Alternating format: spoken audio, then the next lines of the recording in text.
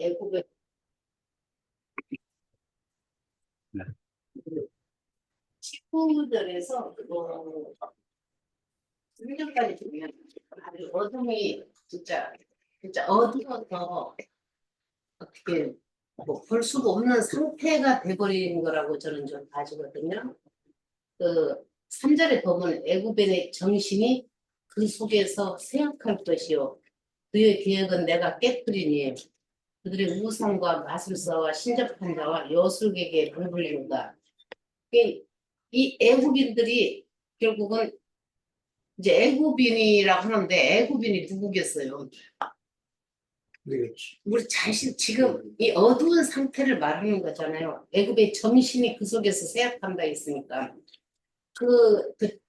그런 속에서 살고 있는데 그들이 우상과 마술사와 신접한 자와 여술객 이렇게 하고 살았다는 거예요. 뭐 하나님한테 묻는 게 아니고 우상이나 마술사나 신접한 자에게. 그랬을 때 이제 사절에서 보면 내가는 하나님이시잖아요. 애굽인을 잔인한 주인의 손에 붙이리니 포악한 왕이 그들을 다스리리라. 여호와의 만군의 여호와의 말씀인데 잔인한 주인은 결국 사단이겠죠. 사단처럼 잔인한 게 어디가 있겠어요. 그 욥에서도 보면 사단도 하나님의 아들도 이게 같이 섰다겠잖아요. 그랬을 때 이들이 하는 것은 사람을 파괴하러 온 거예요. 그 영혼을. 이 사람한테 요즘에 세상 보면 그래. 검사한테 한번 잡히면 죽을 때까지 물고 뜯고 죽어야 끝난다고. 딱 지금 사단한테 우리가 잡히면은 딱 그런 상태가 드는 것을 하나님이 지금 이제 말씀드린 거예요. 왜냐하면 잔인한 손에 얼마나 속을 썩이면 잔인한 손에 붙여서 포악한 왕들이 그들을 다스리면 되겠잖아. 이렇게 포악한 왕한테서 다스림 받으려면 그러니까 입을 다물어야지 뭐 입 열었다면 뭐 솔직히 너 죽고 나 죽는 게 아니고 뭐 아무 힘이 없으니까 백성은 죽을 수밖에 없잖아요. 근데 이제 그 포악한 왕은 누가 다스리냐면 결국 주님이 그렇게 하게 된 거잖아요. 그래서 우리가 주님한테 순종하지 않을 때는 왜 이런 게 왔지 할 때는 나 자신을 좀 봐야 되는 거 아닌가. 내 자신을 볼 때 왜 이렇게 하지 할 때 주님한테 기도를 하는 거지 저들한테 어떻게 나 살려줘 이게 좀 풀어줘가 아니고 근원이신 주님께서 물어볼 때 주님이 그 사람 마음을 감동시키고 그 어둠에 물러가게 하는 것도 주님이시기 때문에 주님이 모든 것 다 지고 계신다. 이 봤을 때 이제 5절에 보면 바닷물이 이렇게 주님이 선포를 하고 나서 사장에서 선포를 하고 나서부터는 이제 지금 그게 이제 실제가 오는 거라고 저는 봐졌어요. 바닷물이 없어지겠고 강이 잦아서 마르겠고 강들에서 악취가 나겠고 애굽의 강들은 줄어들고 마름으로 갈대와 부들이 시들겠으며 나일 가까운 곳 나일 언덕의 초장과 나일강 가까운 곡식밭이 다 말라서 날려가 없어질 것이며 어부들은 탄식하며 나일강에 낚시를 던지는 자마다 슬퍼하며 물 위에 그물을 치는 자는 피곤할 것이며 세마포를 만드는 자와 배짜는 자들이 수치를 당할 것이며 그의 기둥이 부서지고 품꾼들이 다 마음에 근심하리라. 근데 이제 저는 그 기둥이 부서지고 품꾼들이 다 마음에 근심하리라는 것은 그 기둥을 어떻게 저는 봤냐면 내가 의지한 것이 나의 기둥이 되잖아요. 근데 지금 여기서 주님께서는 이 포악한 왕을 두었다 했을 때는 거기서는 먹을 게 하나도 없는 거예요. 거기 낚시질을 해도 이게 낚시를 던져도 그물을 치는 자도 피곤할 것은 이제 이게 지금 영혼을 낚시하는 거라고 저는 봤거든요. 그들이 하는 것은 영혼 낚시인데 걸리는 게 없는 거예요. 그들은 이제 영혼들한테 아무리 무슨 말을 해도 걸려 들어올 사람이 없다. 저는 이제 이렇게 봤어요, 아까. 그러니까 어부들은 누구겠어요? 요즘 말로 하면 이제 목사들이겠죠. 어부들은 탄식하며 나일강에 낚시를 던지는 자마다 슬퍼하며 물 위에 그물을 치는 자도 피곤할 것이라겠어요. 이렇게 그물을 쳐도 안 되고 낚시를 던져도 걸리는 영혼은 없다. 저는 이제 그런 생각이 들면서 이제 이건 역사적으로 이제 본다면 이제 개인적으로 갈 때도 주님한테 우리가 주님을 섭섭하게 하고 순종치 아니하면 반드시 대가를 따른다. 저는 이제 그런 것을 좀 봤어요. 이제 여지껏 이제 지나온 세월도 보면 우리가 주님 앞에 순종할 때는 안 되면 복종까지 하겠잖아요. 쳐서. 근데 그것도 복종도 순종도 주님은 은혜를 줘야 되는 것이지 내가 아이고 주님한테 순종해야 되겠네. 그거는 되지도 않을 뿐이지만은 내가 만약 했다면 내가 한 거예요. 근데 이제 내가 하는 건 주님이 받지를 않으세요. 그거 알잖아요. 우리가 보면 나중에는 내가 했어. 내가 순종하고 복종하니까 이게 되던데 이것은 이제 내가 한 거잖아요. 그래서 주님이 이제 역사적인 사실을 근거해서 우리 영혼들한테 이런 걸 보고 교훈이 되라고 오늘 이런 말씀을 19장에서 저는 주신 거라고 생각하거든요. 그래서 지금 애국의 이런 모든 사람들은 아주 진짜 너무 나갈 것도 없고 물러설 것도 없고 깜깜할 거라고 저는 봐져요. 이제 이런 날이 올 거라는 것은 이제 종교한테 이제 보여준 거겠죠. 아무래도 내가 사냥을 해도 나가서 길에 가서 서서 말을 해도 들을 사람 있겠는가. 근데 이제 그걸 또 이제 우리 면에서 보면은 깜깜한 상황에서 빛도 없고 어둠만 있을 때는 주님이 어떤 말씀을 해도 안 들려요. 그 빛이 물러가고 새벽이 왔을 때, 이런 환경들이 다 나를 만들어가는 과정에서 주님이 이런 걸 보내셨구나. 그랬을 때, 그때서야 이제 주님한테 돌이키지, 주님이 어둠을 줬을 때는, 그때는 심판이거든요. 근데 이제 그것은 왜 어둠을 줬냐면, 그 어둠을 물러가게 하는 방법은 내가 죽을 수밖에 없는 거야.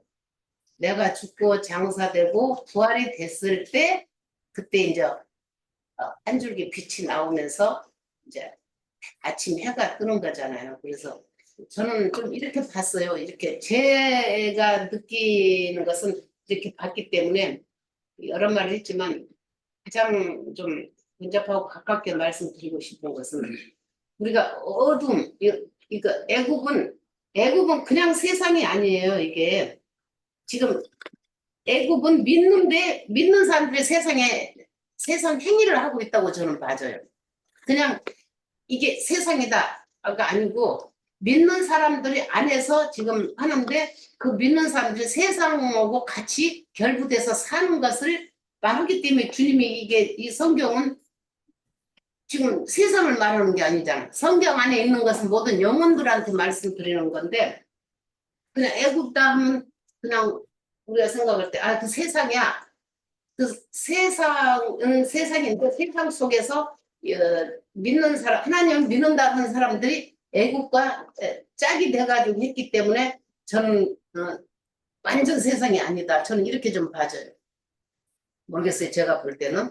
그래서 세상과 딱 붙은 것을 주님이 띄어내야 되기 때문에 그 영혼들을 당신의 사람들을 너무 사랑하기 때문에 그 애국을 치면은 그 영혼은 살아날 수가 없어요. 우리 몸을 입고 항상 막 주님을 거슬리다가도 애굽은 좀 그렇게 봐요. 제가 죽으면 애굽은 끝나는 거예요. 이 속 생명만 이제 주님한테 하지. 그러니까 주님이 애굽을 쳤을 때 그 영혼은 주님 앞에 돌아올 수 있다는 것을 저는 그렇게 본 거예요. 이 껍데기를 치고 완전히 죽으면 사단이 만질 수가 없어요. 영혼은 못 만져요. 그래서 저는 이제 그렇게 봤거든요. 저도 이렇게 설명을 하지만은 모르겠어요. 얼마만큼 이렇게 제 설명이 쉽게 들릴지는. 그래서 주님이 이제 이렇게 애굽에 관한 거다. 근데 주님이 영혼을 하는데 왜 애굽에다가 관한 경고라고 하겠어요? 그게 우리하고 같이 다 뭔가 이제 영적인 말씀을 내포하신 것이잖아요. 그래서 이 세상 아무리 심판해도 소용없어요. 나 영혼하고는 아무 상관이 없는 거예요. 내가 죽으면 세상도 끝나고 내가 죽으면 애굽도 끝난다고 저는 그렇게 느껴져요. 나 하나로 인해서 애굽도 쓰고 모든 것을 다 쓰기 때문에 저는 좀 그렇게 봤습니다. 여기까지. 네. 네. 믿는 것하고 아는 것에 대해서 지금 할 필요가 있을 것 같아요. 특히 우리 그 형제 자매님들 뿐만 아니라 세상 기독교계가 믿는 것과 아는 것이 일치되지 않는 신앙생활을 많이 합니다. 그러니까 영적인 것을 추구한다고 하면서 실제로 세상과 떨어져 있는 세상과 구별되어져 살아가는 삶을 하지는 못하고 있어요. 그러니까 이것이 믿는 것 따로 아는 것 따로가 되는 거죠. 믿는 것 따로 아는 것 따로. 그러니까 사실은 믿음이라는 게 거기서부터 출발이 되는 거예요. 근데 이제 하나님께서 그걸 일치시켜 가는 거예요. 믿음과 아는 것을 일치시켜 간다. 하나님이 그것을 갖다가 만들어 가신다. 이렇게 이제 생각할 수가 있습니다. 한 예를 들어 가지고 이거 한번 우리가 생각을 해볼까요? 아브라함이 애굽으로 내려가잖아요. 그러면 애굽에 대한 말이 나와요. 그리고 아브라함이 하란 땅에 있으면 하란에 대해서 나오고, 아브라함이 가나안 땅 저기 그 네게부 지역에 있으면은 네게부 지역에 있는 내용이 나오는 거예요. 지금 여기 이사야 선지자께서도 그때 아수르가 너무 강성한 제국이고, 뭐 소름 끼칠 정도로 잔인한 제국이다 보니까 사람을 점령을 하면 그걸 갖다 막 다 죽여. 부녀고 애벤 여자건 할 것 없이 다 죽이는 거예요. 그러니까 너무나도 광포했기 때문에 그러니까 아수르 제국에 점령된 그 사람들의 피해가 전 세계에 퍼져나왔을 거란 말이에요. 그러다 보니까 남유다 사람들이, 돈 있는 사람들이 애굽으로 많이 도망갔어요. 한국 전쟁이 일어나면 일본으로 다 튀어버리잖아요. 돈 있는 애들이 다 일본 땅으로 다 도망가 버리잖아요. 일단 일본 땅으로 도망가고 난 이후에, 그러고 나서 미국으로 가건 스위스로 가건 뭐 제네바로 가건 어디로 가건 독일로 가건 다 알아서 하는 거예요. 돈만큼 가는 거예요. 돈만큼. 그런데 이때 당시에서도 있는 남유다 사람 가운데서 도망을 친 게 애굽으로 도망을 가는 경우가 많아요. 그러다 보니까 이제는 애굽에 대해서 하나님께서 관심도 없는 애굽에 대해서 또 이제 쓰여지는 거예요. 여기에 대해서 보면은. 그러니까 예를 들어 가지고 어 홍성수 형제님이 하나님을 믿음으로 영접하고 난 이후에 천안에서 저기 그 일산으로 이사를 가잖아요. 그러면은 하나님을 영접한 홍성수 형제님의 역사가 이루어진 거죠. 사도행전이 이루어질 거 아니에요. 그러면 지금은 일산에 대해서 나오는 게 없어. 그러나 일대기가 없지만은 신명 속에는 기록이 될 거 아니에요. 일산에서 하나님의 역사가 어떻게 이루어지고 있다. 이런 내용들이 기록이 될 거 아닙니까? 그러니까 이스라엘 백성들이, 특히나 남유다 백성이 애굽으로 간 자들이 있었기 때문에 지금 여기에 애굽에 대해서 말이 나오기 시작한 거예요. 그리고 24절에서 25절에서 24절에서 25절을 보면은 내 백성 애굽이여라고 얘기했고, 내 손으로 지은 아수르여라고 얘기했고, 나의 기업 이스라엘이여라고 얘기했는데, 창세기에서 보면은 손으로 지었다. 손으로 만져서 아담과 하와를 지었다. 이렇게 돼 있지 않습니까? 그러면 만들었다라는 건 그 인생 자체를 쭈물쭈물 거렸다는 거예요. 그럼 쭈물쭈물 거렸다라는 게, 어, 개인의 인생을 살펴보면은 인생 여러, 여러 풍파를 거쳐서 혼의 구원을 이루어 가면서 하나님의 형상으로 만들어져 가는 것을 지금 얘기하겠죠. 그러니까 내 손으로 지은 아수르여라고 얘기했었을 때 나의 기업 이스라엘이여라고 얘기했을 때 기업이라는 건 결국 영을 상징적으로 묘사해주고 있다라고 보여져요. 그리고 내 손으로 지은 아수르여라고 했을 때는 혼을 상징적으로 묘사해주고 있다. 그리고 내 백성 애굽이여라고 했을 땐 영혼, 몸, 즉 전인 구원을 갖다가 지금 상징적으로 묘사해주고 있는 것이 아닐까라고 생각이 듭니다. 애굽은 세상을 상징한다라고 얘기하고 있습니다. 그래서 성경에서 보면은 애굽이라는 곳에서 하나님이 빼내 주시는 거잖아요. 그것이 그 구속사가 바로 출애굽이었던 거예요. 출애굽. 그런데 여기서 내 백성 애굽이라고 얘기를 한 거예요.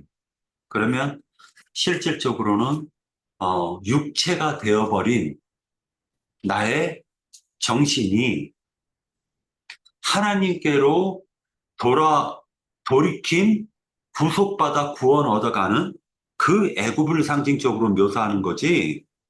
그 애굽이나 하나님의 제단을 세우고 하나님께 제사를 드릴 수 있는 것이지.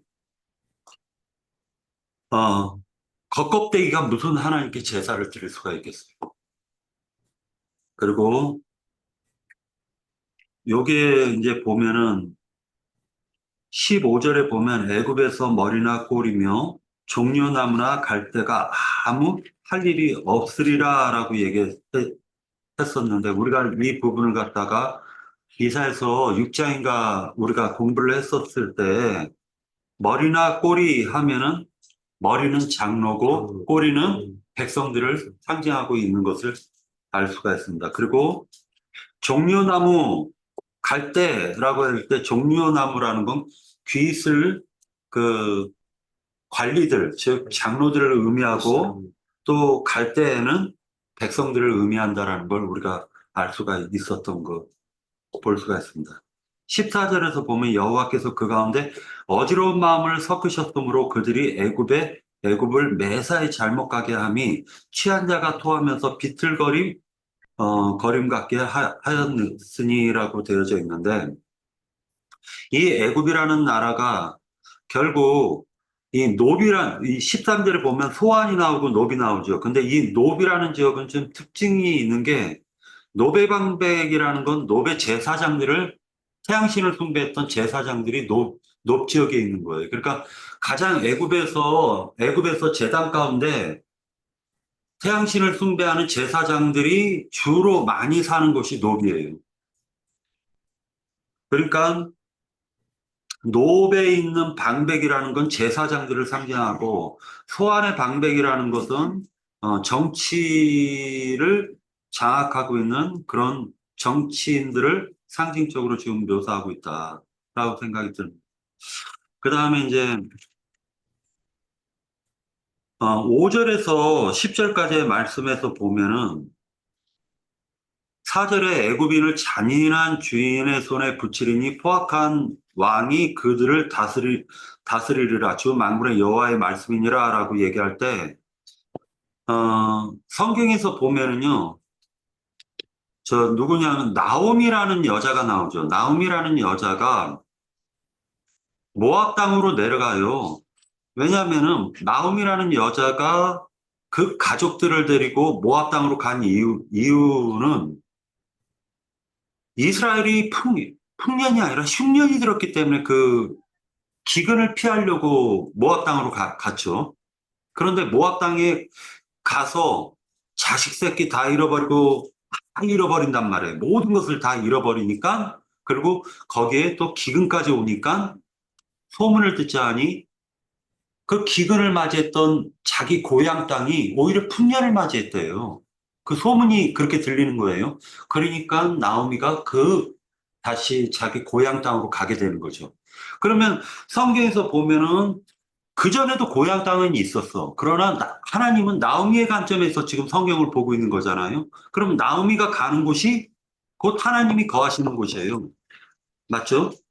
그러니까 우리가 인생 살 때 보면 믿는 성도들을 가르쳐가지고 하나님이 내 집이라고 얘기했어요. 이건 믿는 성도들의 연합체를 가르쳐서 내 집이라고 얘기를 했습니다. 그러면 하나님의 관점은 믿는 자가 있는 곳이 하나님이 거하시는 곳이에요.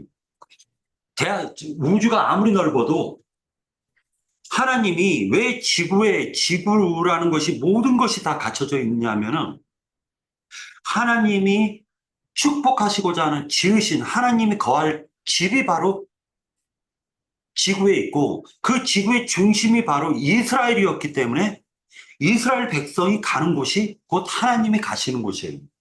그죠? 그러니까 이스라엘이 애굽으로 피신하면 애굽이 하나님의 집이었고 그 다음에 아수르로 사로잡히면 아수르가 하나님의 집이었던 거예요.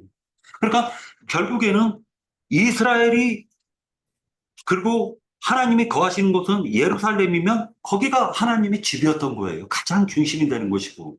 근데 이제 개인사로 보자고요. 개인사로 보면은 예를 들어서 황정한 형제가 하나님을 믿기 전과 믿은 이후가 달라질 거 아닙니까? 황정한 형제 같은 경우도. 황정한 형제의 사도행전이라는 게 있는 거예요. 황정한 형제를 옷 입고 하나님이 일하시는 그 과정이라는 게 있는 거예요. 그러다 보니까 모든 사람에게는 42단계의 광야 과정이라는 게 있더라는 거예요. 출애굽하는 과정도 있는 거예요. 그리고 가나안 정복하는 과정도 있는 거예요. 다윗왕과 같이 완전하게 하나님을 그때서야 내 심령 속에 완전하게 하나님과 나와 일치되는 믿음을 가진 상태까지 오는 사람도 있는 거예요. 그러나 우리는 나의 지금 믿음의 단계라는 게 어느 단계에 있는지는 모르잖아요. 각자는 다 모르는 거잖아요. 그런데 이 19장에서 보면 이런 말이 나옵니다. 포악한 왕을 딱 주니까 그때서야 내 민낯이 드러나더라는 거야. 나라는 존재가 어떤 존재라는 게 드러나. 뭐냐면은 바닷물이 없어지겠고, 자, 내 속에 바닷물이 가득 차 있었죠. 세상 물로 가득 차 있었잖아요. 내가 믿지만은 아는 것과 믿음이 달랐단 말이에요. 나라는 존재가. 나는 하나님이 내 안에 계시다고 믿으면서 당장 어려운 일이 있으면 하나님 의지하지 않고 세상을 의지할 수도 있는 거잖아요. 그럼 믿는 것과 아는 것이 다르죠. 자, 그랬던 나에게 하나님이 바닷물을 싹 없애주니까 그리고 강이 잦아서 마르게 해주시니까 어떤 일이 벌어지느냐? 6절, 강들에서는 악취가 나고 내 속에서 더러운 악취가 나더라는 거죠. 그리고 애굽의 강물은 줄어들고 마르고 갈대와 부들이 시들겠으며 갈대와 부들을 자랑했었어요. 그게 갈대 부들이 있으면 농사가 잘 됐었어. 어찌됐건 간에. 그런데 그게 시들어 버렸어. 내가 의지했던 게 다 시들어 버렸어요. 나일 가까운 곳, 나일 언덕의 초장과 나일강 가까운 곡식밭이 다 말라서 날려가 없어질 것이며 어부들은 탄식하며 내가 조금만 노력하면은요 하나님이 되게 나를 사랑하는 줄 알았어. 그죠? 그래서 내가 하나님의 은혜로 뭐 잘 먹고 잘 산다 이렇게 착각하면서 살았어요. 조금만 흔들어 놓으면은요 하나님 원망을 해버리더라는 거예요. 믿음은 없어져 버리고 하나님이 왜 나를 이렇게 괴롭히나 하고 원망하더라는 겁니다. 조금만 건드려 놓으면. 자, 그리고 어부들은 탄식하며, 왜? 예전에는 나일강가에, 그냥 그물만 딱 던졌어도 그냥 물고기가 잡혔는데, 아무리 그물을 던져도 안 잡혀. 나일강에 낚시를 던지는 자마다 슬퍼하며, 안 잡히니까, 물 위에 그물을 치는 자는 피곤할 것이며, 이건 낚시해본 사람이나 알아요. 낚시해본 사람이 물고기 안 잡히면은요, 참, 진짜 힘듭니다. 구절을 보면 자기가 되게 거룩한 사람인 줄 알았어요. 세마포를 만들고 배짜는 자들의 수치를 당할 것이고 자기가 되게 거룩한 줄 알았어. 인생 잘 풀릴 때는요, 나처럼 믿음 좋은 사람이 없죠. 다른 사람은 믿음이 다 코딱지만한데 나는 믿음이 되게 좋죠. 남들의 믿음은 우습게 보이죠. 10절, 그의 기둥이 부서지고 품꾼들이 다 마음에 근심하리라. 이게 지금 처해져 있는 상태였던 거예요. 믿음이 좋다라고 생각을 했지만은 알고 보면 믿음이 더럽게 없었다라는 걸 알게 된 거예요. 누가 오니까? 포악한 왕이 오니까. 그러니까 그때서야 내가 의지했던 소환의 방백들이 어리석은 것이 되죠. 그리고 노베 방백들이 이게 미혹했던 것이었구나 라는 걸 깨닫게 되죠. 아무것도 아니었구나. 머리꼬리가 아무것도 아니었다라는 걸 깨달아요. 내 믿음이 너무나도 형편없음을 깨닫게 되는 거예요. 나는 그렇게 하나님을 갖다가 그렇게 아니까 그렇게 믿는 것이다라고 착각을 했는데, 믿음은 그렇게 믿는다고 해놓고 행하는 것은 반대로 행하더라는 거예요. 우리가 삶이 그렇죠. 우리 삶이. 하나님 의지한다고 하지만 실질적으로 나의 아내, 나의 남편, 돈을 의지하고 세상 의지했던 것이죠. 사실은. 그랬던 자들이 그걸 깨닫게 되면, 밑구녕 딱 드러냈더니, 밑창 딱 드러냈더니 나의 믿음이 무엇이라는 걸 깨닫게 되면 그때서야 나는 죄인으로서이다 하고 하나님께 나아가더라는 거예요. 그때서야 하나님께 나아가더라는 거예요. 그때서야 하나님이 회복을 시키시는데, 자, 19절에 보면 그날의 애굽 땅 중앙에는 여호와를 위하여 제단이 있겠고 그 변경에는 여호와를 위하여 기둥이 있을 것이고 라고 되어져 있습니다. 이게 영혼 몸이 전인구원이 이루어진 자죠. 영 따르고 혼 따르고 몸 따르고 믿었잖아요. 솔직하게 내 자신도 그랬단 말이에요. 모든 것이 지금 내가 내 속으로 지금 생각하는 것이, 나는 하나님을 믿는데 내 주변은 다 풍지박산이 나고 있어요. 그럴 때 내가 어지러워요. 여기 19장에 보면 어지럽다는 거죠. 어지러워요. 그런 일을 만나면요, 어지러운 거예요. 네, 그러면 거기에서 나의 믿음 없음을 깨닫고, 나는 잘 믿는다고 생각했는데 막상 그런 일이 닥치고 내가 믿었다라고 생각했는데 그게 바로 라인강이 말라버리니까 악취가 나는 것을 깨달으니까, 하고 하나님께 나는 죄인입니다 하고 돌이키게 되죠. 그때서야 하나님이 그곳이 어디든 상관없이 제단을 세운다라는 거예요. 그러면은 실질적으로 우리가 가장 많이 욕을 얻어먹는 게 뭐냐면, 믿음은 하늘을 날아다니는데 행함은 밑창을 뒹굴러 다닌다라고 그래요. 그게 우리가 가장 많이 욕을 얻어먹는 거거든요. 그러니까 믿음 따로 행함 따로가 돼 있죠. 우리 자신이 믿음과 그 사람의 그 몸은 함께 가는 거예요.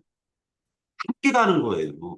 믿음은 한참 하늘 위에 있는데 몸은 애굽에서 뒹굴러 있는 게 아니라는 거예요. 하나님은 그걸 원하는 게 아니잖아요, 지금. 내가 믿은 만큼 그 사람도 몸이 따라가는 거잖아요. 믿음은 좋은데 몸이 안 따라가는 걸 영지주의라고 하는 거예요. 자, 너무 몸의 행위만 강조하고 믿음은 전혀 하나님을 의지하지 않으면 그건 에세나파라고 하는 거야. 이거는 그냥 행위주의자인 거야. 율법주의자인 거예요. 그래서 그 중간이 뭐냐면, 아주 천천히 가는 한이 있더라도 나의 믿음만큼 그 몸이 따라가줘야 돼요. 혼도 따라가줘야 돼요. 그게 되게 중요하다라고 보여지는 거예요. 42단계 마라의 쓴물이라는 건 홍석인 형제님이 저번 주인가 그 창세기 강론 때 그 애굽 그쪽 지역에는 물을 파면 쓴물이 나온다라고 누가 얘기한 것 같은데. 그러니까 그 지역에는 물을 파면 쓴물이 나온다는 거예요. 그러면 하나님께서 그 쓴물을 인생 쓴물이잖아요. 그냥 인생 쓴물을 단물로 바꿔주는데 환경은 변함이 없더라도 마음에 항상 근심 걱정으로 가득할 것이냐 아니면은 평안과 평강으로 가득할 것인가, 이 부분은 우리가 각자가 그 믿음이 얼마만큼 섰는가에 따라서 되어진다라고 보여진 거예요. 네, 여기까지만 하고 끝낼게요. 네. 예. 우리 성경 한 구절만 찾아보세요. 형제님, 아, 네. 우리가 그 포악한 왕들을 얘기를 했는데 누군가는 지적을 안 한 것 같아요. 근데 제가 볼 때는 그 포악한 왕이 바벨론 왕 느부갓네살을 얘기를 하는 걸로 알아요. 그때 시대적으로 이때가 언제냐 하면은 요시야 왕이 죽고 나서 그 여호아하스를 백성들이 왕으로 세웠잖아요. 그러고는 여호아하스가 석 달간 예루살렘을 다스리고는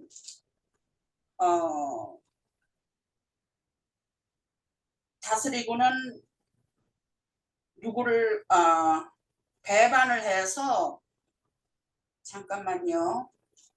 바벨론 왕을 배반한 거예요. 열왕기 하 24장을 보면은 여호사 왕이 될 때 나이가 23세라 석 달간 예루살렘을 다스리고 물론 여호와 보기에 악을 행했던 왕인데 바로 왕 느고가 그를 잡아가고 엘리야김을 왕으로 세우고 그 이름을 여호와김이라고 하잖아요. 그래서 이제 말하자면은 그래서 여호와스가 애국을 배반한 거예요. 그래서 그 사람을 거기서 죽게 하잖아요. 거기서 죽고 그러고는 이제 여호와김이 엘리야김을 왕으로 세우면서 이름을 여호와김으로 바꾸잖아요. 그러고 나서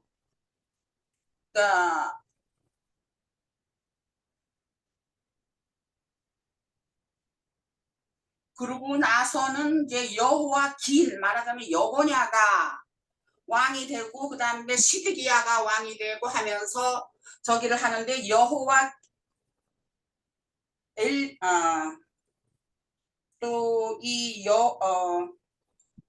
그러니까는 이게 역사적인 얘기라서 저기는 한데 우리가 지금 이 말씀의 이 배경을 확실히 이렇게 세워놓지를 않고 말씀을 나누니까 우리가 말씀 밖으로 나가는 것 같아요. 아니요, 잠깐만요. 그거는 자매님이 지금 이 시대의 주제가 뭐냐 하면 뒤에도 이어지는 게 아니 그 뒤로 아수르예요.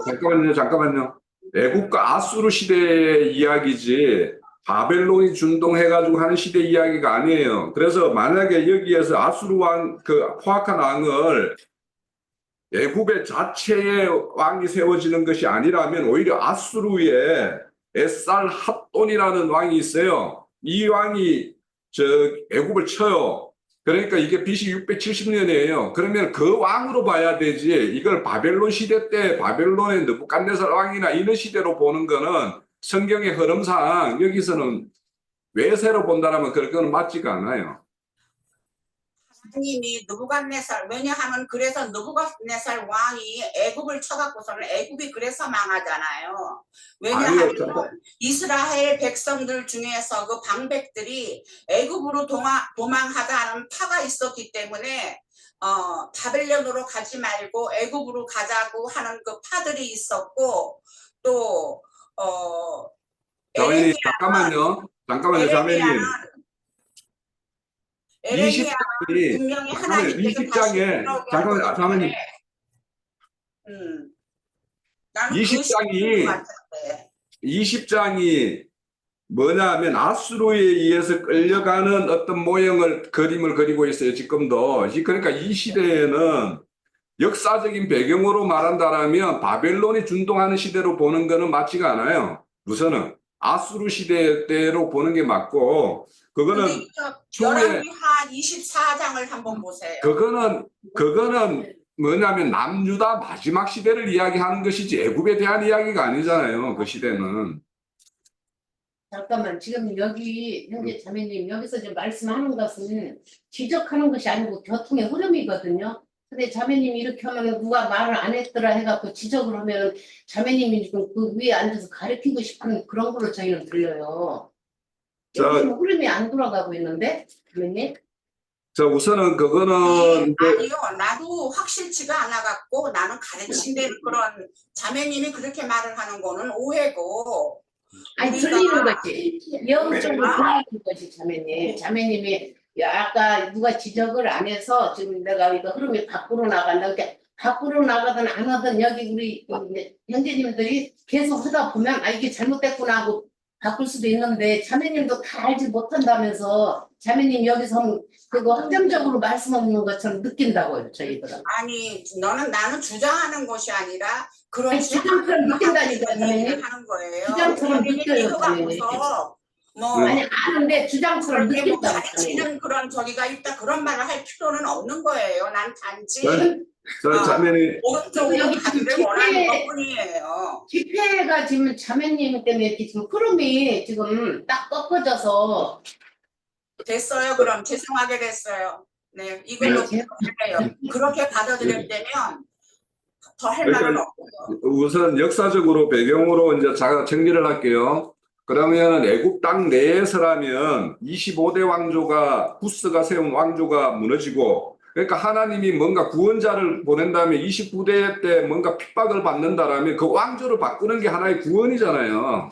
그러니까 역사적으로 애굽 땅에 왕조가 바뀌는 걸로 본다라면 26대 왕조를 인 그 사메 메티쿠스라는 그 왕에 의해서 세워졌기 때문에 그 이전이 핍박의 시대고 악한 왕들에게 붙여진 시대라고 볼 수 있을 것 같고 이거를 외세에 의해서 만한다라면은 여기는 바벨론을 이야기할 것이 아니라 아수르에 의해서 애굽 땅이 다스림을 받는 그 시대로 말씀을 해야지 이 흐름에 맞아요. 19장, 20장은.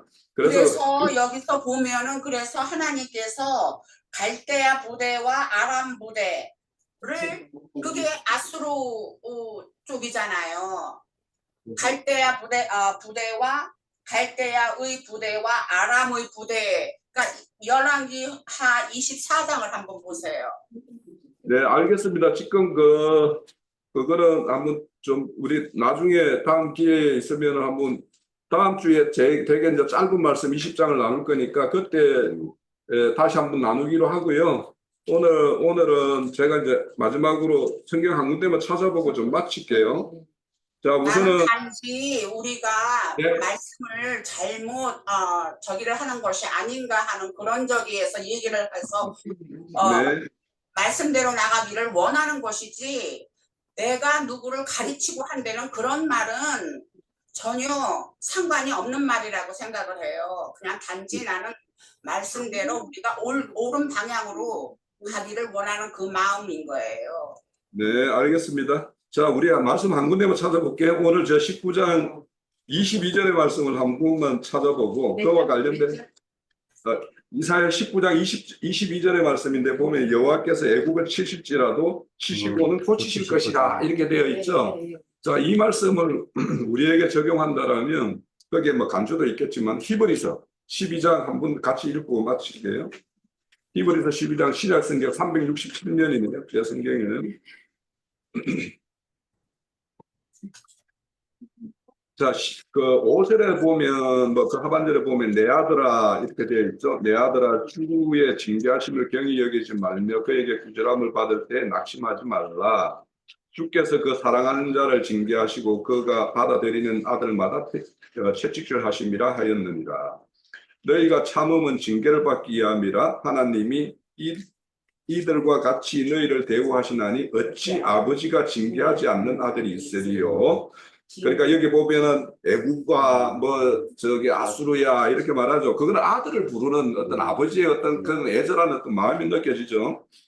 자, 징계는 다 받는 것이거늘 너희가 없으면 사생자여 친아들이 아니니라. 또 우리 육신의 아버지가 우리를 징계하여도 공경하거늘 하물며 모든 영의 아버지께서 더욱 복종하여 하며 살려 하지 않겠느냐. 11절 그들은 잠시 자기 뜻대로 우리를 징계하였으나 하거니와 오직 그러나 사람은 자기 뜻대로 징계를 하는데 오직 하나님은 우리의 유익을 위해서 거룩하심에 참여하게 하시기 위해서 징계를 한다는 거예요. 물론 징계가 당시에는 즐거워 보이지 않고 슬퍼 보이나 후로 그로 말미암아 연단받는 자들이 의와 평강의 열매를 맺느니라. 그러니까 자 우리가 세상 살다 보면 징계를 받아요. 징계 받는데 그 징계의 결과가 의의 평강을 맺지 않게 되는 결과로 결말되는 경우도 허다히 있어요. 그죠? 그러니까 내가 지금 하나님의 징계를 받는다라면 하나님의 의와 평강의 열매가 맺어져야지. 그러므로 피곤한 손과 연약 극이 되어야지 그 사람이 비록 지금은 육신적으로는 연약하고 뭔가 힘들어도 하나님 앞에 바로 설 수 있다라는 거예요. 자, 그래서 너희 발을 위하여 고든 길을 만들어 저는 다리로 하여금 어그러지지 않게 고침을 받게 하라 이렇게 말해요. 그러면 오늘 지금 앞에도 구스에 대한 어떤 심판에도 심판 내용이 없어요. 너 이렇게 해가지고 너 하나님 앞에 시온산으로 와서 예물드리리라 이렇게 건면을 하죠. 오늘 애국도 심판 너희의 어떤 불의에 대해서 하나님은 이런 심판을 행하겠지만 너희들이 하나님이 새롭게 너희에게 회복될 길을 줄 때 그 길로 돌아오라고 하는 게 말씀이에요. 그런데 20장에 가면 안 돌아오면 어떻게 되느냐. 그러니까 이 역사상에 그럼 아수르에 다 끌려가는 그 표상으로 선지자가 3년을 벌거벗고 맨발로 돌아다녀요. 그게 뭐냐. 너희들이 그렇게 하지 않으면 너희들이 아수르에 의해서 그렇게 벌거벗겨지고 맨발로 끌려가게 될 것이다 라는 것을 보여주는 것이 자 다음 장에 우리 20장까지 이렇게 연결이 되는 거예요. 그래서 아까 이제 우리 그런 어떤 역사적인 배경도 이런 것과 20장과 이렇게 연결시켜서 봐야지 좀 이해가 되지 않는가라는 생각을 합니다. 자, 우리